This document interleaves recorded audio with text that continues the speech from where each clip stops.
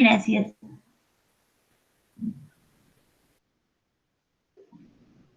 Sí, entonces vamos a pasar con la exposición de Javier. Javier, tienes libre para ti para que puedas compartir la pantalla. ¿Sí? Y empecemos con la exposición. Sí. Buenas tardes a todos. ¿Se me escucha bien? Sí, sí se escucha bien. Listo, perfecto. Voy a compartir.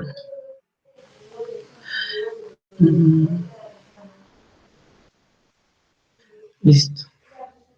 Entonces, sí se puede ver la presentación, ¿no? A ver, yo no la estoy viendo todavía. No sé si los demás la pueden ver. Todavía no. Ahora ya se puede ver. Y ahora sí, ahora sí. Ajá. Ah, perfecto. Listo. Bueno. Buenas tardes a todos. Mi nombre es Javier Mendoza. El tema que hoy día yo les voy a hablar es sobre el tema de fenomenología del territorio peruano.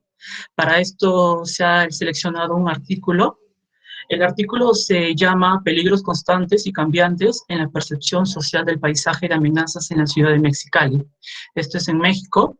Es publicado por la revista Región y Sociedad en el año 2006.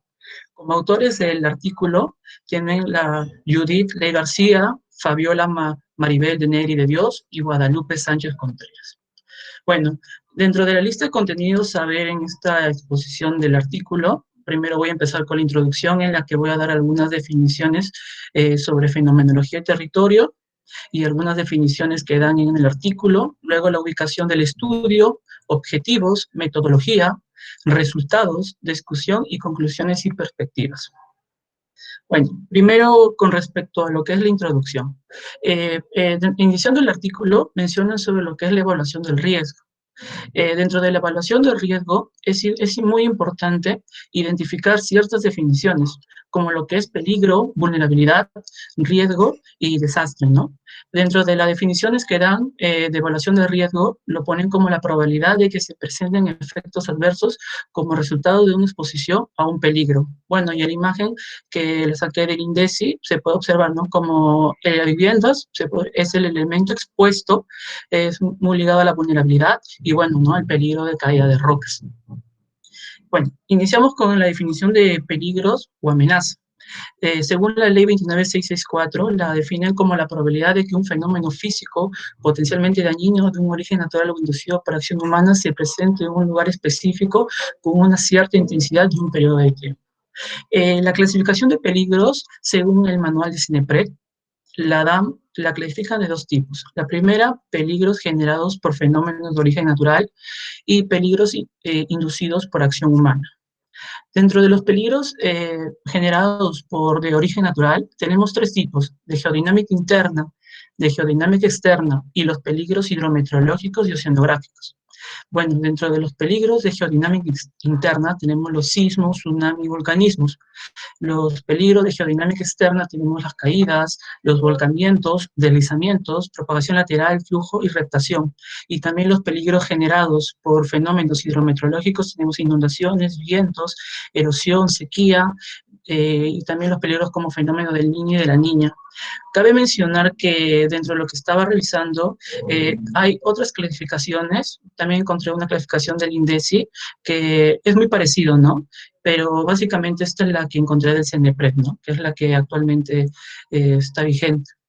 Bueno, aquí podemos observar algunas ilustraciones sobre peligros en el Perú, ¿no? Sobre fenómenos de vulcanismo, fenómenos hidrometeorológicos y, bueno, ¿no? Fenómenos como las avalanchas, ¿no?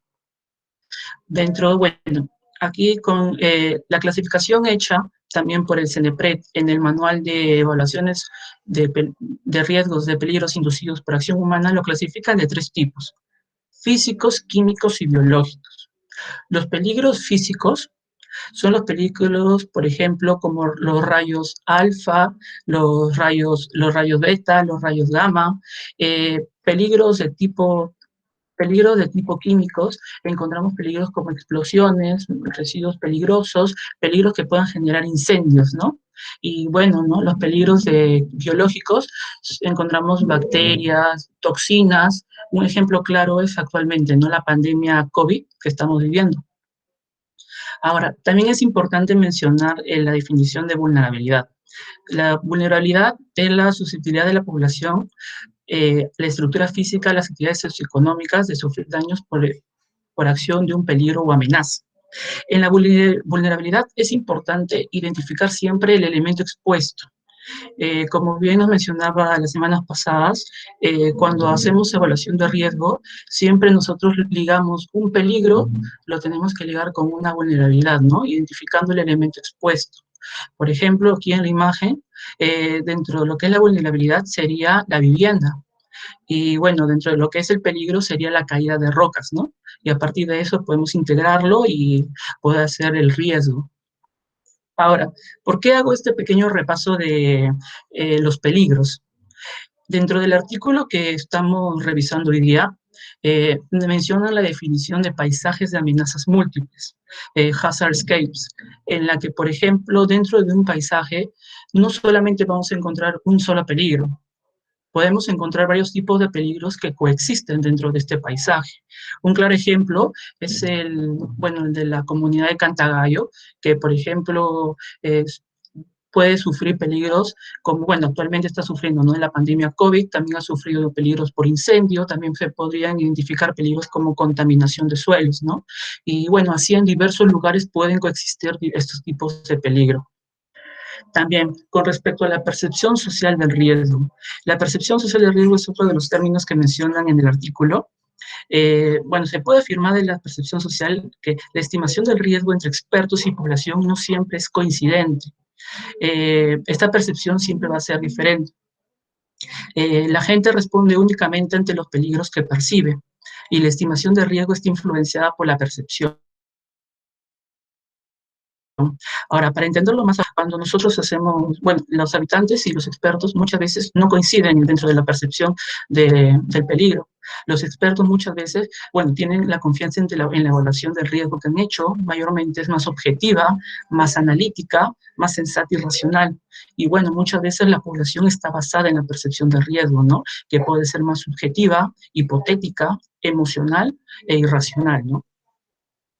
Ahora, dentro de la percepción social de riesgo, también intervienen sesgos heurísticos y sesgos culturales. Los sesgos heurísticos intervienen en la formación de juicios de probabilidad de eventos. La gente común mayormente tiende a imaginar y construir escenarios hipotéticos sobre incidentes perjudiciales que son más frecuentes y comunes. Sin embargo, esto también puede conducir a una cierta indiferencia, ¿no? Y el sesgo cultural menciona que muchas culturas tienden a inclinarse mayormente a un tipo de peligro, ¿no? O sea, tienden a resaltar ciertos riesgos, ¿no? Y minimizar otros. Ahora, en el artículo, la investigación se realiza en la ciudad de Mexicali. Está ubicada en México y colinda con el estado de California. Fue fundada en el año 1903. En el estado de Mexicali se puede identificar diversos tipos de peligros, ¿no? Como sismos, temperaturas extremas, sustancias peligrosas, inundaciones, ¿no? Por fallas en infraestructura hidráulica. Ahora, los objetivos en el artículo, identifiqué 3 objetivos. El primero es general, que es explorar los cambios ocurridos en la percepción social del paisaje de amenazas en 2 años, en el año 2006 y en el año 2011. También identificar a través de la observación de su manifestación física las pautas de invisibilidad social y también clasificar los peligros constantes y cambiantes. Ahora, ¿cómo se realiza esta investigación? Básicamente se hace mediante encuestas. Ellos utilizan 2 encuestas. La primera, la encuesta hecha por la Universidad Autónoma de Baja California, y la CDSOE, que es la Secretaría de Desarrollo Social. Esta encuesta fue hecha en el año 2006. Y otra encuesta realizada en el año 2011, que es llamada Percepción Local de Riesgo, en la que a partir de una muestra aleatoria de 385 hogares, se preguntó, ¿no?, a los jefes del lugar, a las personas, sobre qué amenazas ellos podían identificar en su lugar en su hábitat, entre peligros geológicos, hidrometeorológicos, químicos, sanitarios, así también con información sociodemográfica y medidas de mitigación y prevención ante peligros. Ahora, se ubicaron identificadores básicos de cambio.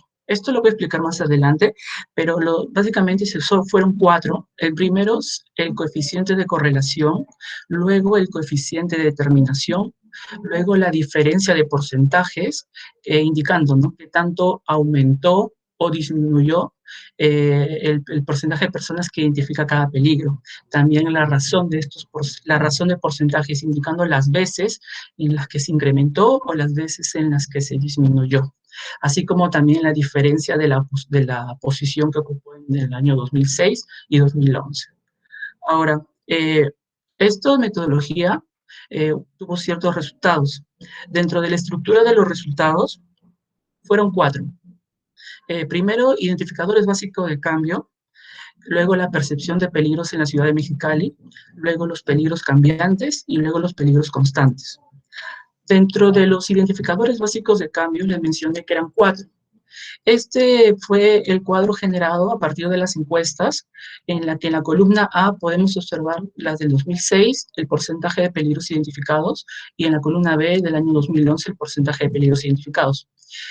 Primero se identificó el coeficiente de correlación y coeficiente de determinación, en la que a partir de una dispersión entre los peligros de la columna A con los peligros de la columna B, se identificó que tienen una alta correlación, así como también se identificó que el coeficiente de determinación fue de 0.64. ¿Qué significa esto? Significa que de las encuestas del año 2006, tienen un 64% que fueron influenciadas por encuestas del año 2011, tuvo un 64% influenciadas en las encuestas de 2006. También se identificó la diferencia de porcentajes, en la que es la columna C, que es la diferencia simple en porcentajes de estos dos valores, de la columna A y B. Y también la razón de porcentajes, que indica qué tanto aumentó y qué tanto disminuyó, ¿no? Las veces en las que aumentaron o disminuyeron.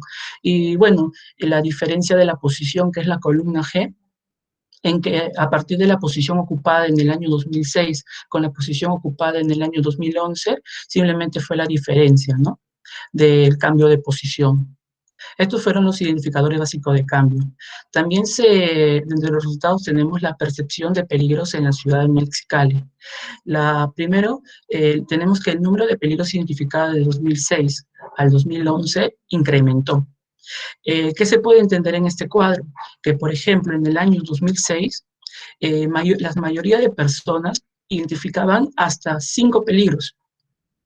Esto cambió, incrementándose a que en el año 2011 la mayoría de personas identificaban hasta 10 peligros. Dentro de los otros resultados tenemos que la diferencia de percepción del tipo de peligros identificados, los peligros geológicos, hidrometeorológicos, químicos, sanitarios, fue heterogénea. Su incremento desde el año 2006 a 2011 fue muy diferente, o sea, no tenía mucha relación. Dentro de los peligros cambiantes. Para entender los peligros cambiantes, igualmente, ¿no?, regresamos al cuadro en el que a partir del año de la columna A y la columna B, bueno, no sé, como le expliqué, se identificaron los cambios de posición. Los peligros cambiantes son los peligros que en la diferencia de la columna A con la columna B obtuvieron los mayores puntajes. En este caso fue el sismo, la explosión y el HADAS, siendo 6, 6 y -7. Estos peligros se clasificaron como peligros de tipo cambiantes. Primeramente, dentro de los peligros cambiantes fue el sismo. Dentro de el peligro sismo en la ciudad de Mexicali, sucedió que, por ejemplo, a lo largo del tiempo, los sismos ocurridos en la ciudad de Mexicali, hace décadas, por ejemplo, los sismos mayormente eran por debajo de los 6 grados. Y en el año 2010 ocurrió un sismo de 7.2. Y esto fue uno de los factores que hizo, ¿no?, que la percepción en el caso de sismos cambie, ¿no?, ya que en el año 2010 fue entre la primera encuesta y la segunda encuesta. También tenemos el peligro de heladas, en la que de noviembre de 2010 a febrero de 2011 ocurrieron 28 heladas, siendo esta antes de la segunda encuesta y después de la primera encuesta también repercutió en el cambio, ¿no? En el cambio de percepción, ¿no? De los pobladores frente a este peligro. También tenemos las explosiones, en las que, de acuerdo al tipo de explosiones de incidentes, se puede afirmar de que estos disminuyeron con excepción de los incendios. Del 2005 al 2010, estos disminuyeron. También tenemos los peligros constantes dentro de los resultados, en las que igualmente, ¿no? A partir del mismo cuadro, se identificó el resto de peligros que tenían menores valores, 0, 2, 0, -3, fueron los peligros que se mantuvieron constantes. Ahora, dentro de los peligros constantes tenemos tres principales peligros constantes: calor, polvo y contaminación de suelo. Estos peligros se mantuvieron constantes en la ciudad de Mexicali, ¿no? Y bueno, ¿no? Dentro de los otros tipos de peligros que también se mantuvieron constantes en la ciudad de Mexicali, fueron peligros de tipo deslizamientos, incendios, maremotos, radiación nuclear, hundimientos, granizadas y sequía. Bueno, ¿no? Aquí podemos ver algunas imágenes sobre eventos de sequía en el río Colorado, deslizamientos, cuando hay una falla geológica en Mexicali, y bueno, lluvias y granizadas en la ciudad de Mexicali, ¿no? Que también todos estos peligros, estos últimos, fueron constantes. Ahora, finalmente, dentro de las conclusiones a tomar en cuenta en este estudio, dentro de los objetivos específicos y generales y específicos, primero se buscó explorar los cambios ocurridos en la percepción. Ahora, ¿qué se puede afirmar? Que la percepción social del paisaje de amenazas incrementó del 2006 al 2011, por lo que se entiende que los eventos funcionan como señales de alerta, detonando su visibilidad en el espacio urbano. Esto, un claro ejemplo, son los sismos o las heladas, ¿no? Ocurridos entre estas dos encuestas que repercutieron, ¿no? En el incremento en la percepción social. Así como también, bueno, otro de los objetivos era analizar la invisibilidad social de los peligros. Con respecto a esto, podemos afirmar que la ampliación e invisibilidad social de los peligros es un reto, y es necesario reforzar en forma permanente el conocimiento de amenazas urbanas. ¿Qué significa esto? Hacer visibles los peligros, hacer visibles los peligros que normalmente nosotros los observamos como invisibles, porque estos pueden detonar en cualquier momento. Y bueno, también dentro de la clasificación de peligros constantes y cambiantes, se puede afirmar que existe una relación entre la exposición de los habitantes y la percepción de los peligros que permanecen constantes. Y bueno, ¿no? Los sismos son un tipo de peligro cambiante que se difuminan para luego revelarse a los habitantes cuando no se espera, ¿no? Bueno, muchas gracias.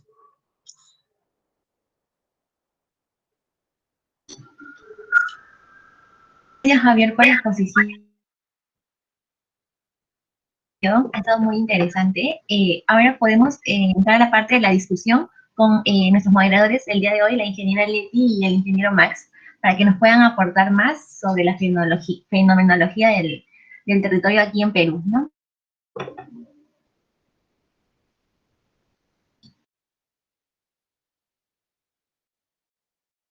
Ya, bueno, voy a iniciar yo entonces. Buenas tardes con todos.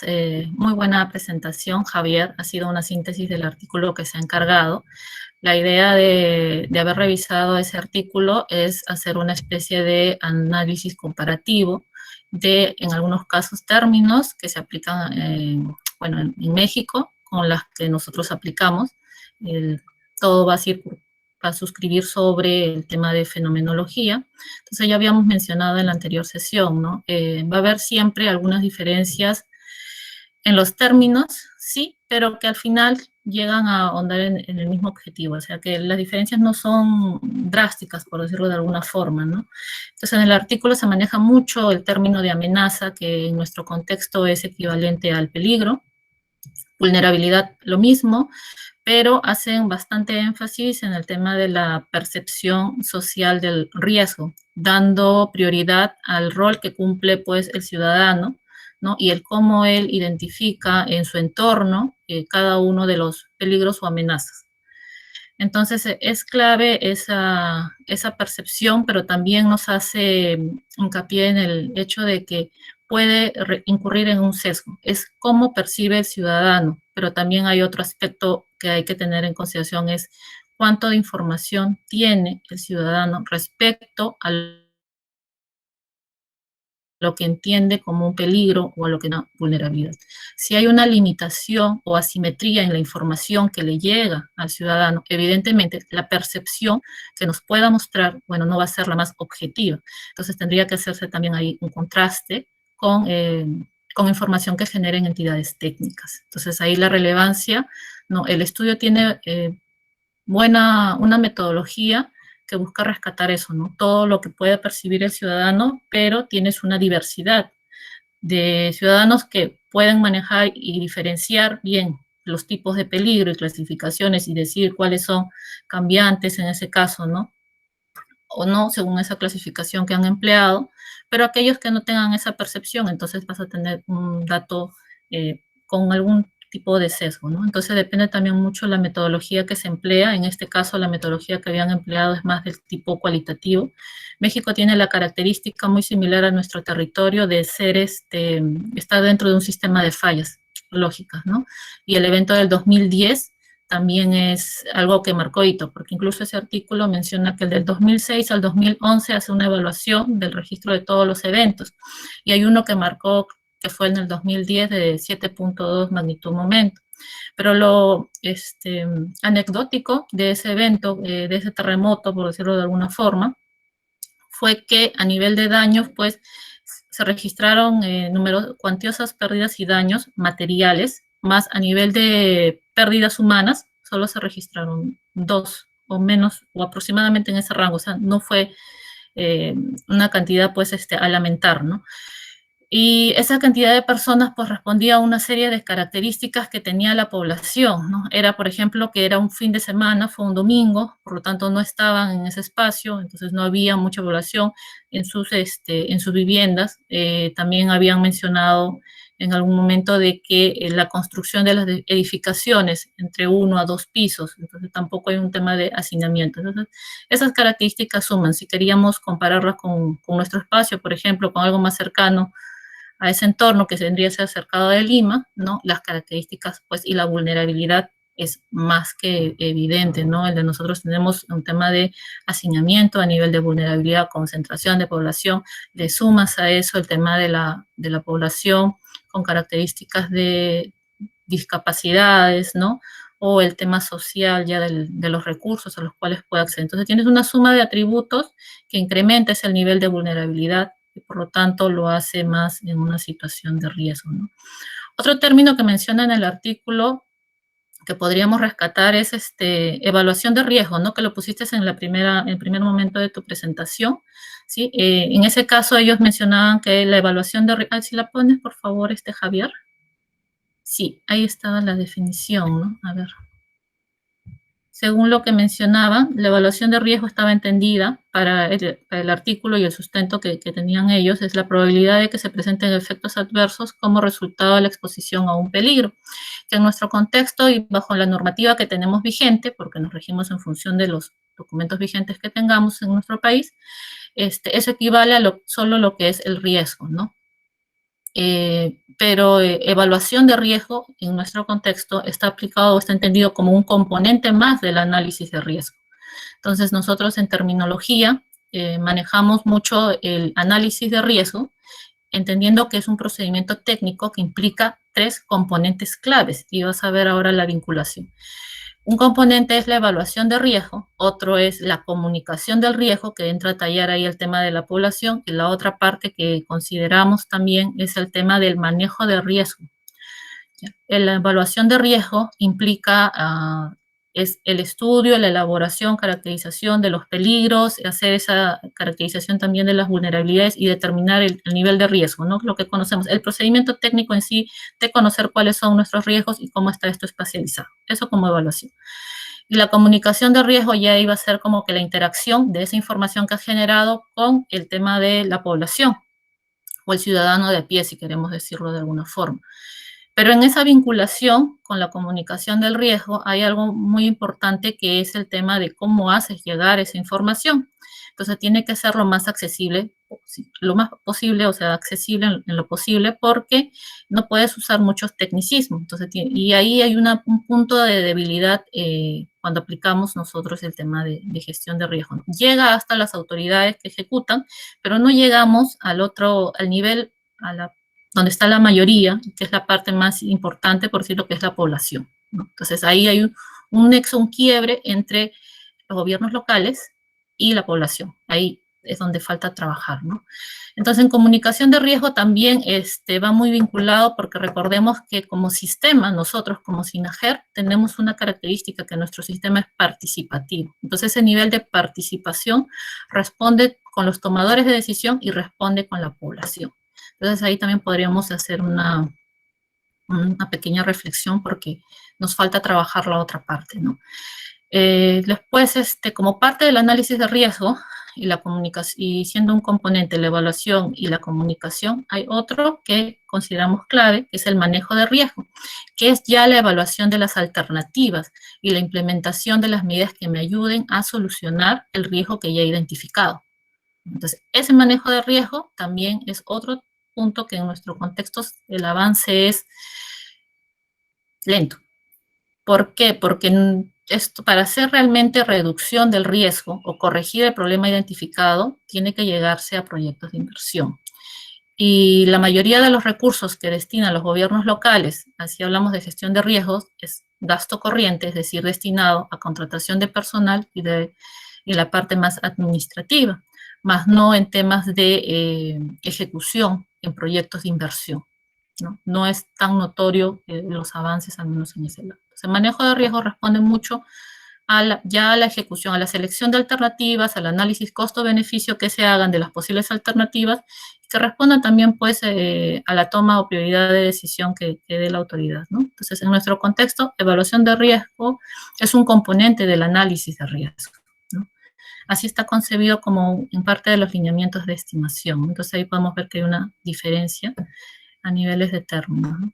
También mencionaban que ellos categorizaban, si no me equivoco, y ahí Javier me ayudas, en la metodología, me parecen los peligros como cambiantes y, no recuerdo qué el otro era. Cambiantes y peligros constantes. Y constantes, desde la percepción del ciudadano, me parece, según el artículo y lo que expusiste. Nosotros empleamos, bueno, cada entidad técnica, ANA, IGMET,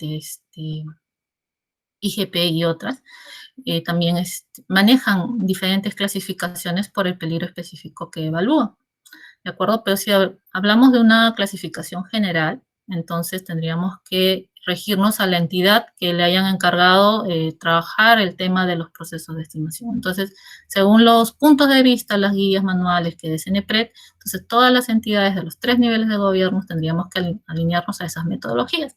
Pero en la práctica eso no ocurre. Y una forma de evidenciarlo es porque tenemos mucha información, supongamos, de niveles de riesgo, donde las entidades no uniformizan o estandarizan en niveles. Entonces, esa valiosa información no llega a ser útil. ¿Por qué? Porque tienes a diferentes escalas y diferentes formas de interpretación. Por ejemplo, MINA maneja 4 niveles de riesgo, 5 niveles de riesgo, perdón. CENEPRED maneja, y según la guía, establece que sean 4. Y así hay otras entidades que manejan diferentes niveles. También me parece que INGEME tiene otro número de niveles de riesgo, ¿no? Entonces, tener información con diferente criterio no te permite hacer como un match, uniformizar y tener algo más objetivo, ¿no? Entonces, hasta en eso influye mucho el conocer y manejar como que un estándar en metodologías, ¿no? En esos peligros cambiantes y constantes es desde el punto de vista del ciudadano, de población. Lo que nos mostraste en la primera lámina es lo que manejamos como clasificación de peligro en nuestro contexto, ¿no? El tema de los peligros por dinámica interna, externa, hidrometeorológicos, ¿no? Y de origen natural e inducidos por la acción. Eso es lo que manejamos. Hay otro tipo de clasificaciones, sí, pero ya podríamos usarlo más a nivel académico. Si lo queremos aplicar o lo que se tendría que aplicar sería esa porque es la que está vigente. ¿Que podría modificarse? Sí, evidentemente puede modificarse, todo instrumento está sujeto a mejoras. Entonces, pero ya tendrían que reunirse con otras entidades. Pero esa es como que la clasificación oficial que todos manejamos.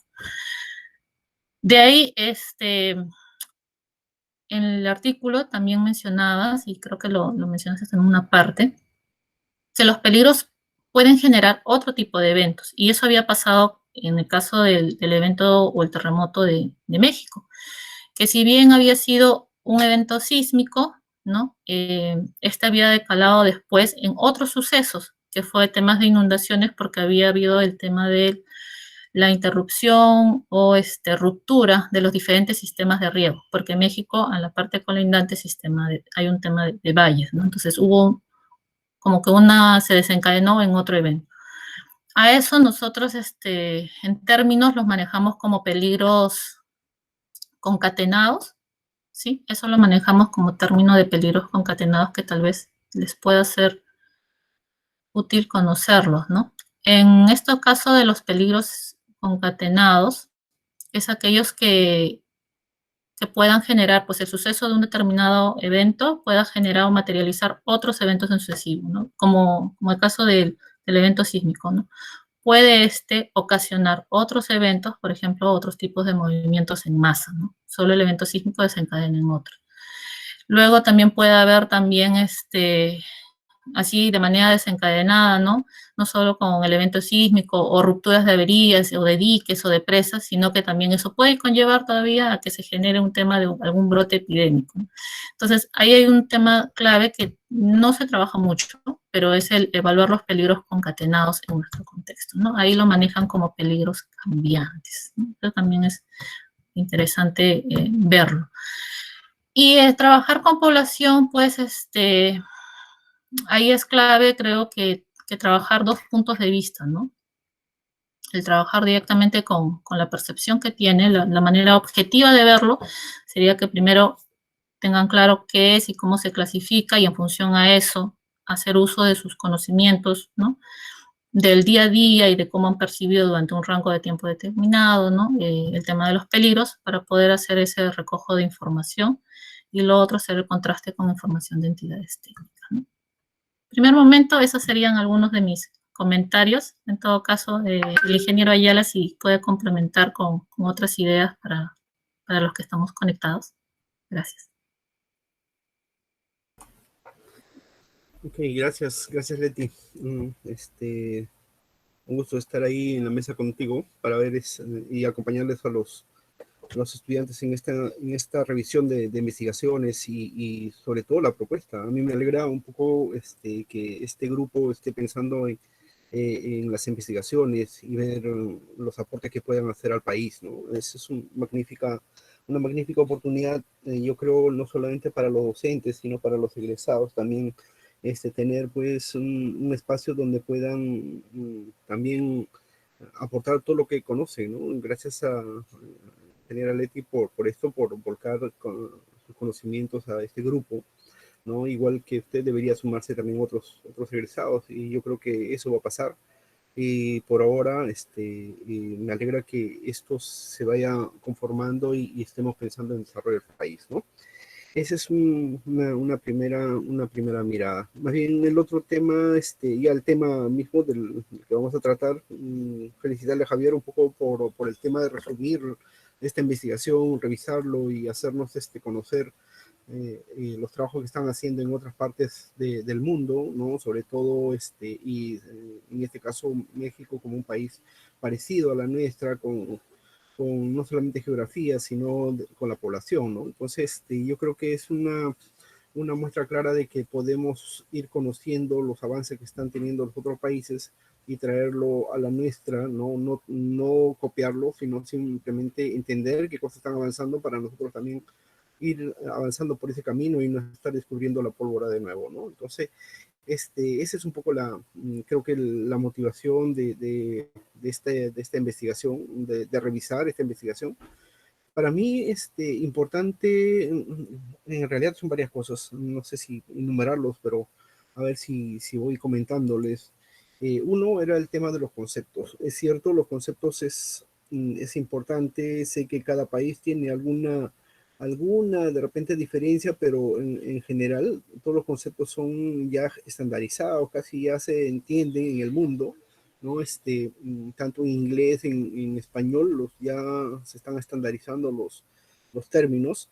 Entonces, no creo que tengamos problema con los términos, sí, más bien la forma como de repente lo describimos, por la experiencia del profesional o de la institución, que de repente le da un sesgo porque alguna institución de repente está más especializado en hacer la vulnerabilidad, entonces prima para él la vulnerabilidad, mientras que hay otros que investigan la parte de peligros, entonces prima el peligro, entonces de pronto vamos a tener esos sesgos, pero no creo que sea mucho más complicado entender los conceptos, ¿no? Por ahí yo creo que está bien, hay que ir revisando, sí, los conceptos, pero hasta ahora estamos coincidiendo en todos los conceptos. Casi toda Latinoamérica manejamos casi esas terminologías, ¿no? Por otro lado, importante esta percepción social del riesgo, ¿no? Que nos hace saber Javier, porque es una manera no solamente decir que el riesgo lo tiene que manejar el técnico o el experto o la institución, sino también tiene que ser partícipe de la sociedad, ¿no? Entonces, como decía Leti, todavía no llegamos nosotros como país a hacer conocer o hacer partícipe al 100% a la población. Muchas veces incluso tenemos más bien por el contrario, por el desconocimiento, ¿no? Ellos plantean una posición de negación o oposición a las cosas que se puedan plantear como técnicos o como autoridades, ¿no? ¿Por qué? Porque básicamente desconocen, y yo creo que esta investigación un poco analiza eso, ¿no? A ver cuánto puede aportar, cuánto conoce la población, ¿no? Cuánto conocen los expertos y cuánto conoce la población. No siempre el conocimiento del experto es la última palabra, ¿no? Tenemos que conjugar con los conocimientos ancestrales y conocimientos de la población, porque ellos conocen más el territorio, su territorio, porque viven ahí. Entonces, yo creo que es importante esa mirada, ¿no? De que el tema riesgo no sea solo de expertos, sino también que sea parte de la población. Y eso nos lleva a pensar de que la población, mejor dicho, a la población, tenemos que empezar a capacitar.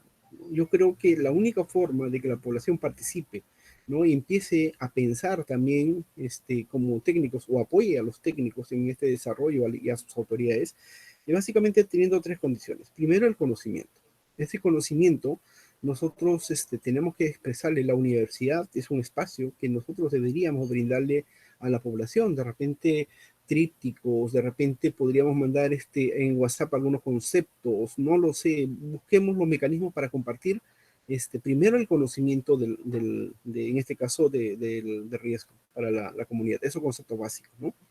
De tal manera para capacitarlos. Mientras ellos no conozcan estos conceptos, muchas veces no van a participar, ¿no? Lo otro es la información. La información que tiene que llegar a la población tiene que ser información lo más real posible, no disfrazada, sino lo más cruda. Si es cruda hay que dárselas así para que se entienda, porque la información tiene que ser transparente, la información tiene que ser también un poco haciéndole saber lo que está ocurriendo, ¿no? Entonces, también oportuno, porque una información que no le llega a tiempo tampoco le es oportuno, ¿no? Entonces, yo creo que conocimiento, información, y por otro lado, yo creo que deberíamos apelar al otro tema, que es la exposición, ¿no? A ver, ¿cómo es esto? De que la población es la que se está exponiendo. La población es el que sufre. Por ejemplo, si hay algún evento, algún desastre, la población es el que pierde su familia, la población es el que pierde sus bienes. Entonces, ya de una otra forma, ya es afectado, vive, lo tiene en la piel.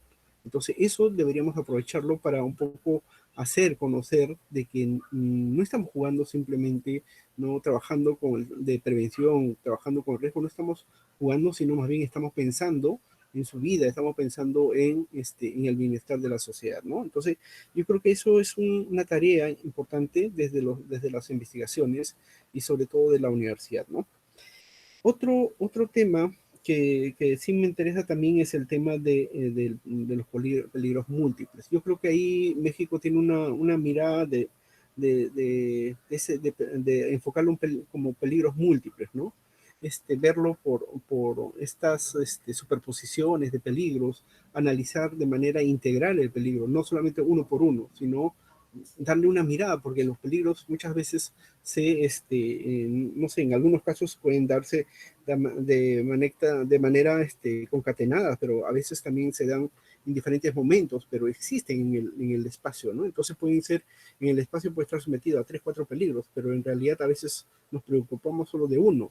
Entonces, yo creo que la mirada integral es importante. Esa metodología tenemos que trabajar. Yo creo que Leti, tenemos que ser conscientes ahí. Todavía tenemos mucho por avanzar en tener una metodología que integre todos los riesgos en una sola, ¿no? En una sola para un estudio de un determinado territorio, ¿no? Porque con los EVAR estamos haciendo peligro por peligro y muchas veces sabemos que está el peligro al costado, sabemos que está ese peligro, pero como lo estamos analizando, el peligro, ¿no? Objetivo, que es analizar, por ejemplo, si estamos analizando la inundación, vemos el tema hasta dónde se inunda, pero por ahí tenemos una roca que está a punto de caer, como no es parte del estudio, entonces simplemente lo evadimos, pero cuando analicemos tenemos que analizar de manera integral el territorio. Yo creo que ahí nos falta todavía una metodología y sigamos buscando, si México está avanzando en ese tema de hacer multicapas, analizar por capas, o hazard space, por ejemplo, que puede ser una manera de mirarlo, yo creo que es rescatable y podríamos de repente ir caminando por ese lado, ¿no? Ese sería un poco de repente que podríamos rescatar de esta metodología del artículo, ¿no? Por otro lado, también están los indicadores que se ha propuesto, los indicadores de cambio, ¿no? Sé que esta parte es bastante técnico, ¿no? Lógicamente es trabajo de los profesionales, trabajo de la gente que maneja este tipo de información. Manejar, por ejemplo, se habla de coeficientes de correlación, ¿no? Los coeficientes de correlación lo que nos va a ayudar es a definir qué tan relacionado o no está relacionado cada acto, cada evento, ¿no? Con el territorio, con el espacio, con las condiciones, ¿no? Entonces, eso, por ejemplo, a veces hablar con la población es difícil, decirle, oye, el coeficiente de correlación, pero tenemos que empezarle a mapear ese coeficiente de correlación y decirle, mira, hay una relación, ¿no? Buena, mala, o de repente analizarlos y hacerlos más evidentes, no solamente para el poblador, porque los investigadores a veces, como decía Leti, a veces usamos mucho tecnicismo y le pintamos como no todas las fórmulas posibles y el poblador no lo entiende. No solamente el poblador, la autoridad, ustedes saben que la autoridad, muchos de ellos son simplemente el vecino que no tiene mucha capacitación, sino básicamente es el mejor vecino que fue elegido como autoridad, ¿no? Entonces tenemos que empezar a pintarle de repente de ese tecnicismo, bajarle a un lenguaje más común, un lenguaje de repente que podamos entendernos, ¿no? Entonces ese por ejemplo es importante, ¿no? Hablar de la diferencia de porcentaje, por ejemplo, ahí no creo que haya muchas dificultades. Entonces estos, dentro de los indicadores, cuando analicemos, por ejemplo, las fórmulas, ¿no? Sean estadísticas, matemáticas o incluso geográficas que podemos utilizar, hagamos lo más simples, ¿no? Lo más sencillos que puedan entender y que nos sirva como base para nuestras investigaciones, ¿no? Eso como una mirada de repente más general. Y último tema de repente que puedo comentar es el tema de ver de lo invisible y hacerlo visible, ¿no? Ese término sí me parece muy bien porque muchas veces hay muchos peligros, existen los peligros, no es porque no nos damos cuenta, sino a veces no nos interesa darnos cuenta, ¿no? Entonces, a veces pasamos por alto, sé que ya estamos viendo este peligro, no lo registramos, y estamos viendo que puede ocurrir y no lo estamos sistematizando, y de pronto no es visible. Entonces, lo importante es hacerlo visible, y hacerlo visible es desde los 3 niveles, sea desde el nivel de la autoridad, ¿no? Desde el nivel técnico, desde el nivel de la población. Yo creo que la población también puede hacer visible los peligros que puedan tener en su territorio, ¿no? Esos peligros invisibles que generalmente muchas veces para nosotros pasamos por ahí, no lo vemos, entonces en cambio la población vive en ese lugar y puede hacerlo visible porque es repetitivo, tiene, de repente va incrementándose o va haciendo alguna condición. Por ejemplo, si hay un deslizamiento, pues un deslizamiento puede ir moviéndose 5 centímetros, 6 centímetros al año, y eso es imperceptible para alguien que simplemente transita por la calle. Entonces, yo creo que el que vive tiene que tener esa capacidad de darse cuenta y hacerlo visible todos los peligros que pueden tener. Entonces hay que ver de repente esa mirada para ir, que sea la mirada de gestión de riesgos más participativa, ¿no? Bueno, dejo ahí para de repente si seguimos discutiendo, iremos aportando más ideas. Gracias. Muchas gracias, ingeniero Max. Muchas gracias, ingeniera Leti, también por sus aportes. Bueno, justamente yo también quería rescatar esa parte que menciona el ingeniero de hacer visibles los peligros invisibles. Me pareció una muy buena conclusión que planteó Javier ahí en el artículo. Javier está levantando la mano, me parece.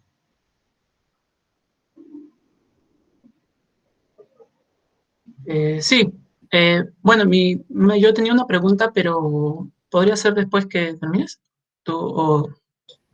No, sí, no hay problema. Estaba dando un comentario nada más. Sí, bueno, yo tenía una consulta, por ejemplo, al ingeniero Leti, al ingeniero Ayala, que, bueno, dentro de lo que yo estaba revisando, por ejemplo, antes de, bueno, de leer este paper, estaba revisando que, por ejemplo, hay diversas metodologías, ¿no?, que se usan para hallar lo que es el peligro. Y bueno, en la literatura, pues muchas veces, a veces es complicado también entenderlo. Habían peligros, por ejemplo, que son muy, como por ejemplo el proceso de análisis jerárquico que se usa en el Perú, y también hay metodologías de tipo estadísticas. Y bueno, estaba revisando que, por ejemplo, el CENEPRED ellos dentro de la normativa que ellos tienen, o dentro del manual, utilizan el de proceso de análisis jerárquico. Y bueno, me pareció interesante, ¿no? Y una de mis preguntas era, ¿no? Como si en algún momento se puede tomar en cuenta usar otras metodologías que son estadísticas, por ejemplo, que muchas veces no son basadas en, por ejemplo, en inventarios de diversas cosas, de diversos peligros. Y bueno, es una de las cosas que, bueno, sí me quedó, ¿no?, de lo que estaba revisando, estaba leyendo, ¿no?, que si el CENEPRED o las instituciones podían considerar usar otro tipo de metodologías, ¿no?, que puedan aportar en un mejor, no sé, análisis o en la evaluación del peligro a diversas escalas, ¿no? Y bueno, eso era una de las cosas que quería aportar, ¿no? Y también preguntar, ¿no?, si se podría considerar.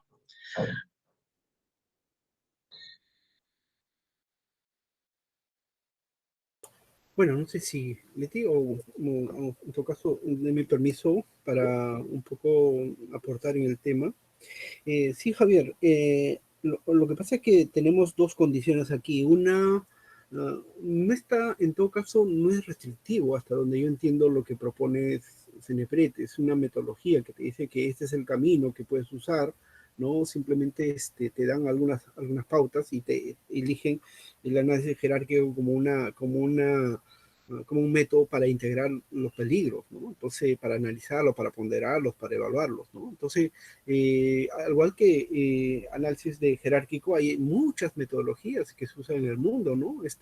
Hazardus, por ejemplo, usa una metodología, usan, por ejemplo, como tú dices, los análisis estadísticos. Son también, desde el mundo de la investigación, como investigadores, podemos usar cualquiera de las metodologías. Sé que dentro del Estado, para hacer un análisis, nos recomiendan, casi nos dicen, esto lo debes usar, pero tampoco es restrictivo. Podríamos usarlo el jerárquico y compararlo con estadístico, y podemos hacer otros métodos y se pueden utilizar, ¿no? Entonces, yo creo que esa es la idea, lo que en este caso se entrega el análisis jerárquico. Esa es la metodología mínima que podríamos utilizar, pero no es restrictivo. Podemos seguir utilizando e incluso mejorar metodologías existentes, ¿no? Podemos analizar, como les decía, hay de Hazard, hay Radius, por ejemplo, también son metodologías que que plantean, ¿no? Diferentes miradas, diferentes, ¿cómo se llama? Variables a utilizar para análisis del peligro y del riesgo, ¿no? Gracias. Sí, gracias, Marc. Ahí más bien es muy cierto lo que menciona, ¿no? Las metodologías no tienen esos fines restrictivos. El tema de la metodología de SATI, ¿no? O del análisis jerárquico te permite, y es aplicable no solo en gestión de riesgo, es aplicable para priorización de proyectos, es aplicable en temas ambientales, puedes aplicarlo a temas forestales, o sea, puedes adecuar esa metodología cuantitativa a las diferentes temáticas que te puede interesar, ¿no? En una rama en específico. Lo otro es que a nivel de investigaciones y metodologías, no solo puedes aplicar el tema cuantitativo, sino también puedes aplicar el tema cualitativo. Y resulta bastante interesante comparar resultados. O sea, hacer una especie de un estudio, un análisis de una misma zona en un determinado momento, un periodo de tiempo, aplicando dos metodologías y ver, ¿no?, cuáles son las diferencias en los resultados. Eso resulta más bien enriquecedor porque el enfoque de este espacio es más académico. Entonces, vemos las diferentes opciones y cuáles se aplican y cuál es el más óptimo, ¿no? Y poder analizar también por qué los resultados difieren. Hasta concluir en eso resulta bastante interesante, ¿no? Entonces, el que se tiene de la metodología que está en las evaluaciones de riesgo a la fecha, la que se maneja es esa, que puede cambiar, evidentemente puede cambiar, pueden hacer sus pruebas y ver de alguno que te aproxime más a un resultado que desean y se puede modificar, sí. Pero podríamos hacer también eso en una próxima sesión, hacer la prueba para un espacio con data y poder analizar resultados, ¿no? Lo otro que tendría también que mencionar que me pareció interesante a nivel de metodologías, aparte de la consulta de Javier, fue el tema de indicadores, que es algo que en gestión de riesgo también falta trabajar. Manejamos indicadores, pero la mayoría de las entidades cuantifica resultados, metas. Solo eso, y eso no te permite evidenciar si lo que estás ejecutando da los resultados esperados, ¿no? Entonces, hasta ese tipo de revisión bibliográfica o análisis, porque podríamos incluso llegar no solo a medir indicadores de cantidades de cuánto he hecho, cuánta población se ha beneficiado, sino también indicadores de impacto y de resultados o de procesos a fin de identificar dónde está el problema, ¿no? ¿Qué es lo que falta mejorar? Entonces, eso también resulta un tema bastante interesante que podríamos empezar a revisar, ¿no? ¿Que tenemos indicadores en GRD?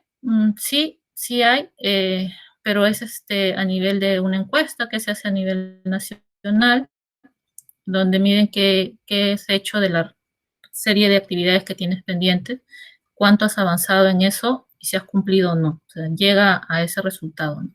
Pero resultaría clave hacer una evaluación. En otros países sí tienen más trabajado ese aspecto. Entonces, bien, tenemos dos, para de repente las siguientes sesiones, para buscar alguna bibliografía sobre el mismo y conocer otras metodologías, ¿no?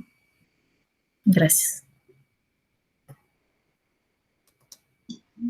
Ok, ingeniera Leti, muchas gracias. Ingeniero Más también. Si algún miembro más desea intervenir, tiene los micros abiertos.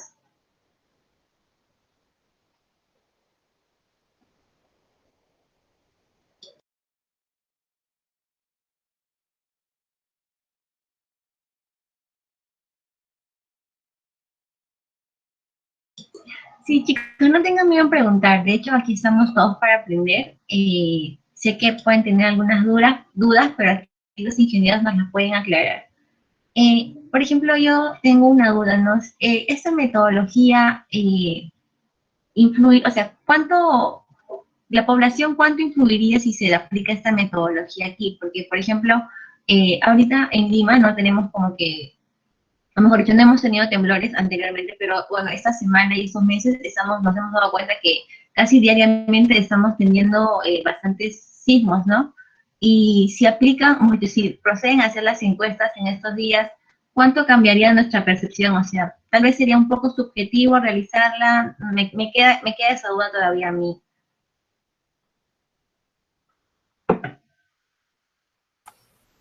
A ver, un comentario ahí. Sí, tiene razón, perdón, Lady. Si hacemos en este momento, lógicamente no vamos a tener de repente los resultados que esperamos, ¿no? Los resultados que podamos esperar de la población, que sea consciente, que sea un resultado analítico, pensado, es básicamente teniendo las tres condiciones, ¿no? Que les mencioné hace un rato. Primero es que conocimiento, ¿no? Ellos empiecen a conocer. Muchas veces todavía no hemos llegado a hacer conocer a la población desde los conceptos, ¿no? No lo hemos hecho llegar todavía. Entonces, esa sería una tarea, ¿no? Para antes de hacer la encuesta, antes de hacer el trabajo, o puede ser que si queremos hacer investigación, podemos hacer una sin la capacitación y otra con capacitación, ¿no? Puede ser, pero lo resultado óptimo debería ser, una vez capacitado, ya sabemos que la población entiende.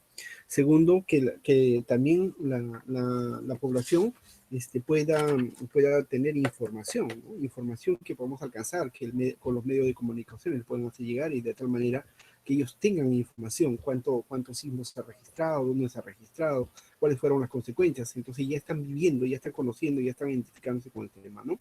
Y por último, pues, aprovechar también los que han sufrido, los que de verdad han perdido en estos tipos de eventos, ¿no? Entonces, yo creo que con eso podríamos tener una población más consciente que pueda, dentro de la encuesta, decir lo más cercano posible a la realidad. No inventarse, sino más bien lo más cercano posible a la realidad. Eso tendría que pasar, pero en este momento, en las condiciones que dices, Lady, lo que podríamos hacer es, de repente, dos tipos de evaluación, ¿no? Una evaluación sin capacitación, tal como está la población, y después de un tiempo, después de lograr la capacitación, entregarle información y, ¿cómo se llama?, explorar con ellos los daños ocasionados, ¿no?, a su familia directamente, las pérdidas que han sufrido, de repente podríamos tener otras conclusiones, no otros resultados. Eso un poco a mi parecer, ¿no? Pero en este momento es cierto, ellos han hecho esta metodología como para aplicarlo y lo han aplicado básicamente a la población, ¿no? A la población que ya lo tenía, ya me imagino que tienen un área de estudio, ¿no? No creo que haya sido a toda la población, habrá sido un muestreo, y este muestreo habrán determinado, pues, no sé, con alguna condición para hacerlo, ¿no? De repente han elegido a la población que ya tenía conocimiento, o de repente fue al contrario, la población que no tenía conocimiento, no lo sé, ahí no, creo que no lo dice, pero de repente Javier ha revisado y ha encontrado cómo le han tomado la muestra, ¿no? Entonces, eso sería importante. Gracias. Muchas gracias, ingeniero.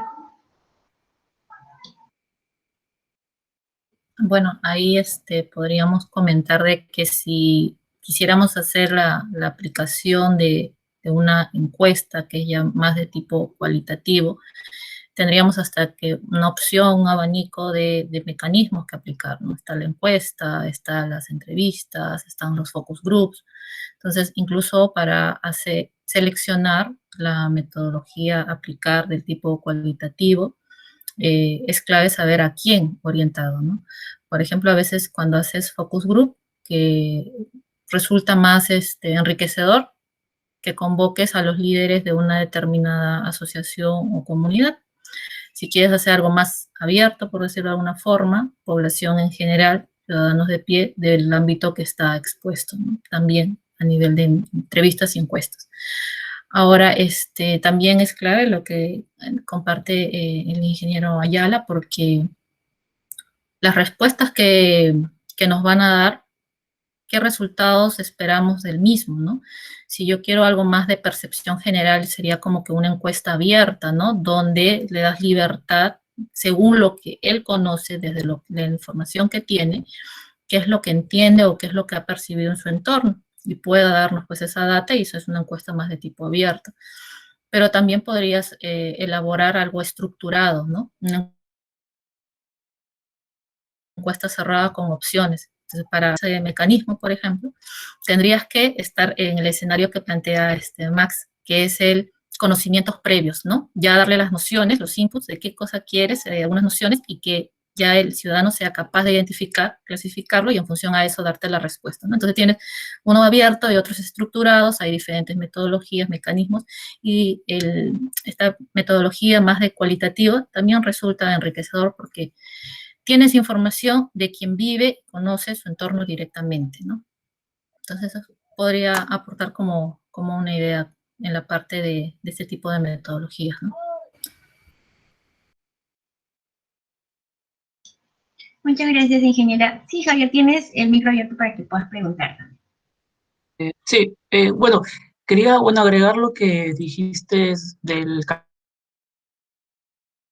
en el estudio. Ahora recuerdo que, bueno, no lo mencioné, que, por ejemplo, daban un caso de los maremotos, que la posibilidad de que haya un maremoto en la ciudad de Mexicali es muy baja, pero su percepción había aumentado. Y esto lo daban como una explicación, o sea, una de las explicaciones que daban era que puede ser por los medios de comunicación que habían acrecentado el tipo de percepción de los pobladores, ¿no? Y no, o sea, creo que puede ser algo parecido a lo que podría estar sucediendo actualmente. Y bueno, algo para agregar, la muestra fue hecha a partir de la población total, bueno, la población de la ciudad de Mexicali, ¿no? Que fue una muestra de 385, y creo que, bueno, supongo que habrá sido a partir de la población total, ¿no? Bueno, eso era. Ok, gracias, Javier. Chicos, si hay alguien más que desee preguntar antes de poder terminar con la sesión, o de repente los ingenieros quieren aportarnos con algo más, con alguna dinámica.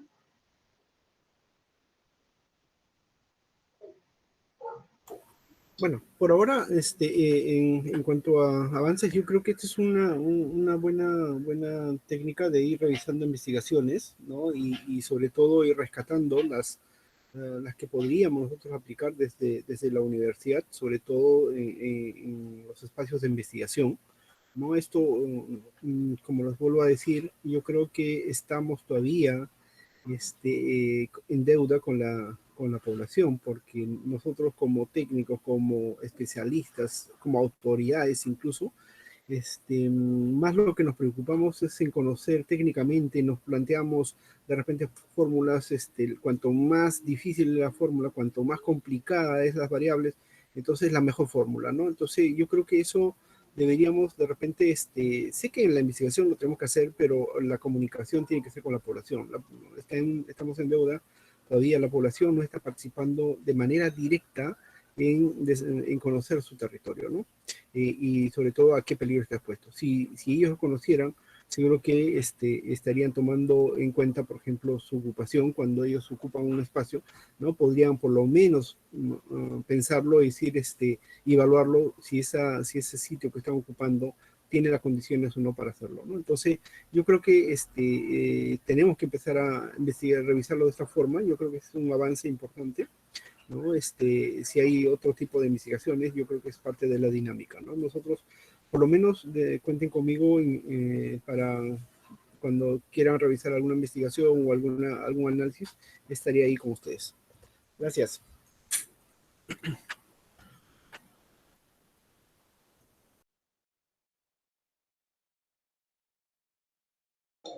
Gracias, ingeniero. Entonces ya finalizaríamos.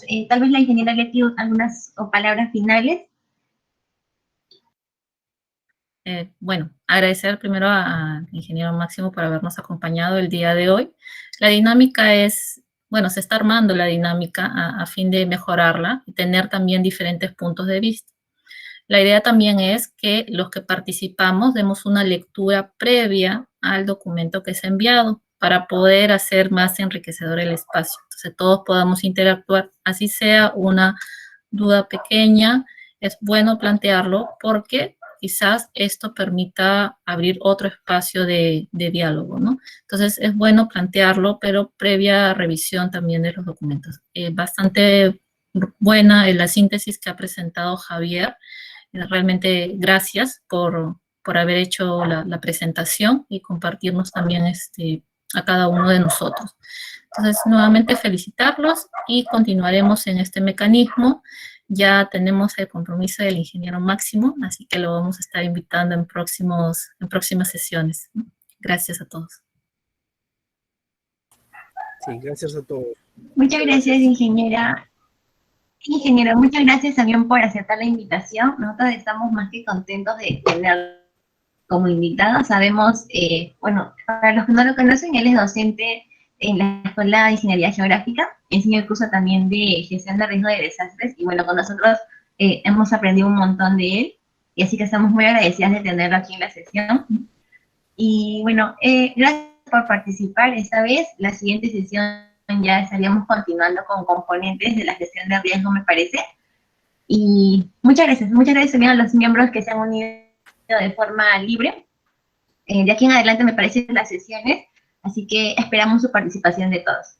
Gracias. Sí, muchas gracias. Gracias nuevamente a todos y espero acompañarlos en las siguientes reuniones. Me gusta conocerlos también a los que aún no los conocía. Muchas gracias. Muchas gracias. Gracias, ingeniero. Gracias, chicos. Muchas gracias. Y luego les voy a estar pasando el link de la sesión. Muchas gracias. Cuídense a todos. Chao. Buenas tardes. Nos vemos. Buenas tardes.